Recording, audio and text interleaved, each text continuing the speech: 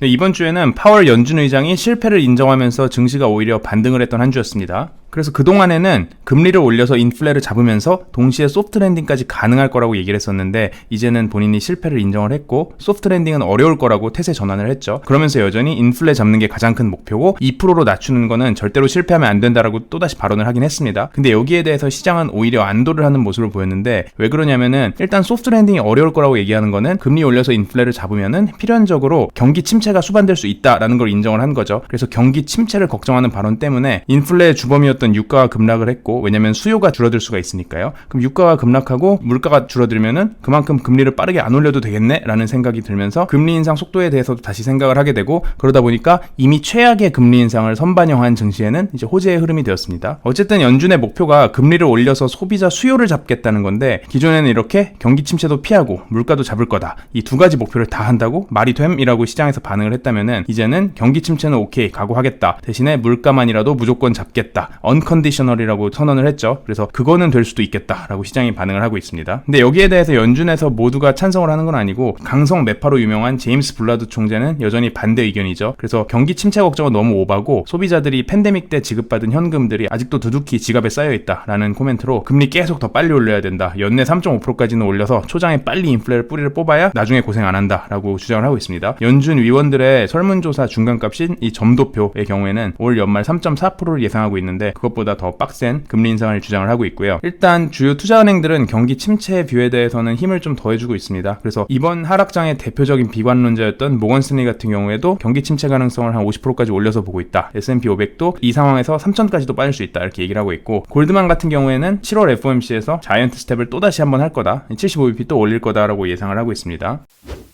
실제로 주요 경제 지표들을 살펴보면은 좀 둔화되는 모습이 보이긴 합니다. 그래서 주간 실업자 수도 좀 오르는 모습을 보였고 아무래도 역대급으로 낮은 실업률이기 때문에 지금 절대치는 여전히 낮다는 점은 참고를 해야 될 것 같고요. 그리고 제조업이랑 서비스업 지표도 기대치 이하로 나오고 있습니다. 거기에 더해서 이제 소비자들이 기대하는 인플레이션 기대치, 소비자 심리도 역대 최저치로 나왔고요. 그러면서 이제 원자재 가격, 경제가 안 좋아진다, 경기 침체가 온다 그러면은 원자재 수요가 줄어들 테니 이 원자재 가격과 경제 성장률과 연동된 이 장기 금리 같은 경우에는 크게 내려가는 모습을 보였습니다. 그리고 원자재 중에서도 실물 경기의 선행 지표로 쓰이는 이 구리 같은 경우에는 가격이 이제 하락세를 확실히 보이고 있고 철광석 같은 경우에는 올해 올랐던 부분을 모두 되돌렸습니다. 그래서 이 구리 가격 같은 경우 보시면은 물론 이게 예전 더 옛날까지 시간을 당겨보면은 아직 많이 올라있는 상태이긴 해요. 근데 어쨌든 간에 이렇게 크게 하락세를 보이고 있는데 이 모양이 어떻게 같이 가냐 하면은 요 5년 기대 인플레 앞으로 5년간 기대 인플레와 이제 구리가 같은 모양으로 이제 움직이는 모습을 보이고 있고요. 그만큼 경기에 이 선행 지표 역할을 한다. 깊게 연관되어 있다라고 보실 수 있고요. 어쨌든 그럼에도 불구하고 미국 은행들 자체는 아직 튼튼하다는 연준의 의견이 나왔습니다. 미국 은행들은 스트레스 테스트라는 거를 매년 합니다. 이게 2008년 금융위기 이후에 미국 은행들이 주기적으로 실시하고 있는 테스트인데 정말 이 위기 상황들 여기 이제 좀 과장돼서 표현되어 있죠. 근데 어쨌든 이렇게 전 세계에 뭐 경기 침체가 오고 위기 상황이 오고 말도 안 되는 상황들이 들이닥쳤을 때 은행들이 얼마나 버틸 수 있느냐. 왜냐면 은행이 무너지게 되면은 여기에 돈을 맡겼던 사람들, 뭐 돈을 빌려갔던 사람들 모두가 연쇄적으로 타격을 받을 수 있기 때문에 이런 스트레스 상황들을 가정해서 은행의 건전성을 테스트하는 게 은행의 스트레스 테스트고요. 여기에 어쨌든 간에 미국 은행들이 이번에 모두 통과를 했습니다. 그리고 은행들 같은 경우에는 이 팬데믹 동안에 많이 못 줬던 배당금이랑 이 자사주 매입을 이번에 늘리려고 안 그래도 계획을 하고 있었는데 스트레스 테스트에도 통과를 했으니까 좋은 명분도 생겼죠. 우리는 건전하다. 돈을 더 뿌릴 수 있다. 이런 식으로.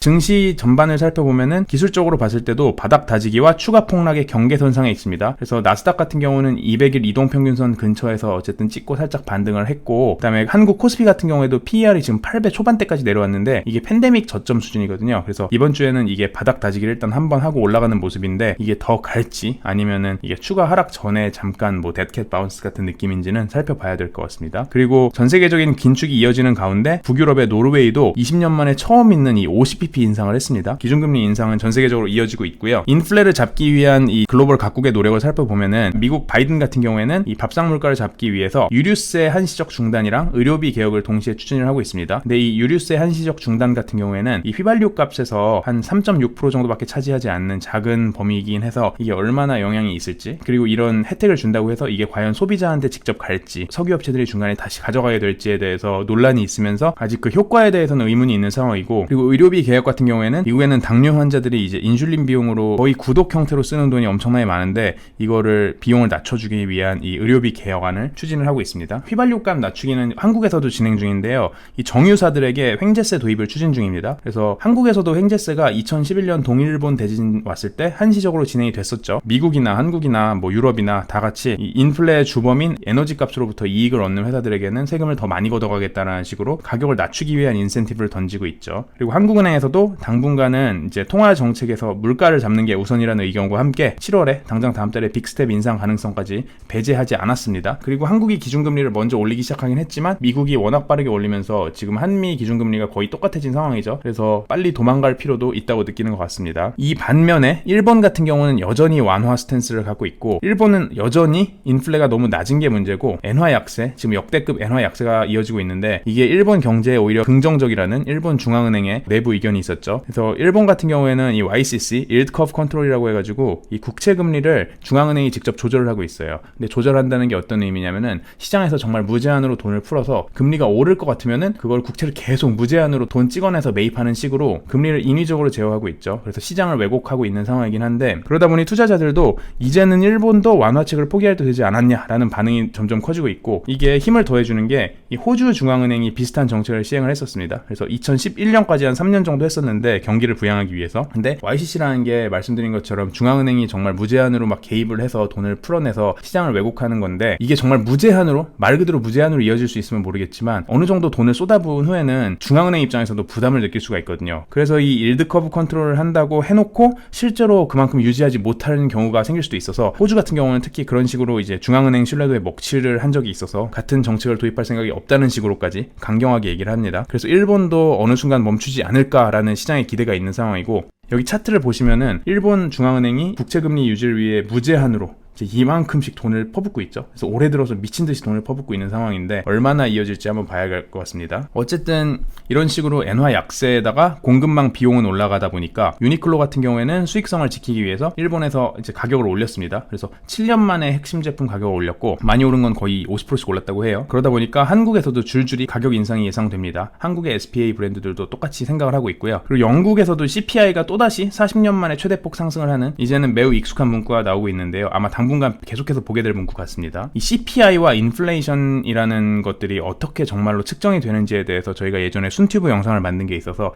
여기서 보시면은 영국이 정말 어떤 항목들을 가지고 이제 인플레를 측정하는지 그리고 팬데믹 동안 뭐가 변했는지를 확인하실 수 있는 재미난 이 영상이고요. 한편 중국 같은 경우에는 시진핑이 나와서 올해 목표 경제 성장률인 5.5% 그대로 맞추겠다라고 다시금 재확인을 했죠. 근데 시장에서는 이게 4.1%도 지금 할 수 있을까라고 이제 글쎄요라고 하고 있는 반응이라서 상황은 봐야 될 것 같고요. 근데 어쨌든 간에 목표는 경제 성장 높게 유지하는 거다 보니까 경기 부양을 계속 하긴 해야 되는데 근데 또 전 세계적으로 긴축이 너무 빡세니까 금리는 일단 동결을 했어요. 금리 인하를 못 했고 근데 그럼에도 불구하고 어쨌든 돈을 따로 풀어서라도 이제 제조업을 살리기 위한 부양책은 진행을 하고 있습니다. 참고로 이제 나라별로 살펴보면은 미국 같은 경우에는 제조업이 10% 정도, GDP의 10% 정도밖에 안 되지만 중국은 GDP의 거의 27% 정도 되는 이제 중요한 제조업 국가라서 산업별로 차별적으로 진행을 하고 있고요. 거기에 더해서 이제 식량과 에너지 생산도 독려하고 있습니다. 그래서 어느 정도냐면은 중국은 신재생 에너지를 키우는데 굉장히 진심인 나라인데 이것보다도 식량을 오히려 더 우선할 정도로 식량을 중요하게 생각을 하고 있고요. 곡물 경작지에는 태양광 패널 설치 금지할지까지 이제 고민 중이라고 합니다. 그래서 중국의 경제 지표들을 보면은 이커머스 산업 성장률이 좀 많이 줄어들긴 했어요. 그래서 소매 판매 전반이 많이 줄어든 상황이고 여전히 규제에 따라 좀 흔들리는 산업들이 있죠. 그래서 원격 의료 관련주들은 약품의 온라인 판매를 위해서 이제 라이센스가 필요하다는 이런 법안을 중국이 추진하면서 폭락을 하는 모습을 보였습니다. 이 알리건강이나 JD헬스처럼 빅테크의 온라인 원격 의료 관련 플랫폼들은 많이 빠지는 모습을 보였는데 반면에 기존의 오프라인 약국들이나 라이센스 받은 이 업체들 그 업체들이 온라인 확장을 하는 거에 있어서는 훨씬 더 이제 반사수혜를 받는 모습이죠. 그리고 중국 규제 1번 타자라고 할 수 있는 엔트 이제 알리바바의 핀테크 이제 금융사 같은 경우에는 라이센스 신청을 해서 정부에서 허가를 받고 운영을 하겠다라는 식으로 방향이 바뀌고 있는 상황입니다.